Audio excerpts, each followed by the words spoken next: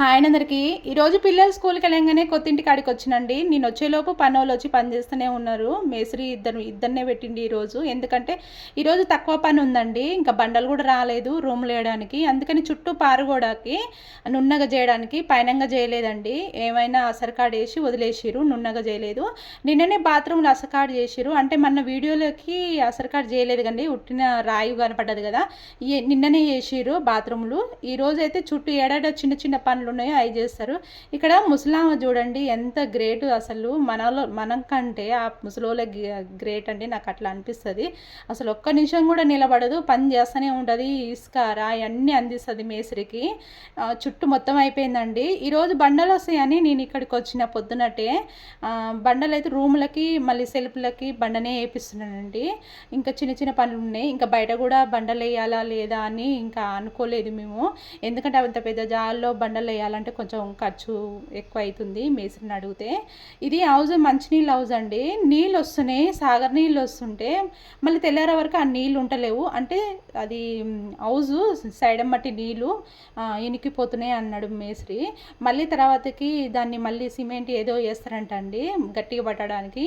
ఇదేమో bathroom house. ఇది చూడండి, నీళ్ళు నిన్న పోసి పెడితే అట్లనే ఉన్నాయి, కానీ ఆ మంచినీళ్ళ నీళ్ళే మొత్తం లోపలికి పోయినాయి అండి నీళ్ళు. ఇవైతే మంచిగా ఉంది ఈ హౌజు. ఎందుకంటే ఫస్ట్ చెక్ చేస్తారు నీళ్ళు మంచిగా అంటే ఇనికిపోతున్నాయా లేదా అని, నిండా పోయమంటారు. అందుకని నిన్న మొన్న రోజు ఇట్లనే పోసినండి. మన్నటి నీళ్ళు అట్లనే ఉన్నాయి ఇందులో హౌజులో. ఆ మంచినీళ్ళ హౌజులో అయితే అసలు ఉంటలేవు. 2 రోజులకు ఇవాళ పోస్తే మళ్ళీ ఇంకా రేపటి వరకు అసలు ఉంటలేవండి నిజానికి. చుట్టూ అసరకాడ అయితే పూర్తిగా అయిపోయిందండి. అక్కడక్కడ చిన్న చిన్న పనులు ఇంకా ఉన్నాయి. బండలైన పొద్దున్నే వచ్చిండండి. అప్పుడే ఆటో అయితే ఇద్దరు బండలోళ్ళు వచ్చి లోపల పెట్టేస్తారు.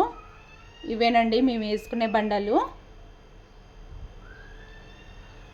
ఒక్కొక్కటి తీసి ఇక్కడ పెడుతుర్రు. ఈ బండలు రేపేస్తారండి, ఈరోజు వేయరు. అంటే పొద్దున్న ఏం పని పెట్టుకోవాలని మేస్త్రి ముందే నిర్ణయించుకుంటారు. మళ్ళీ మధ్యలో వేరే వేరే పని చేయరు.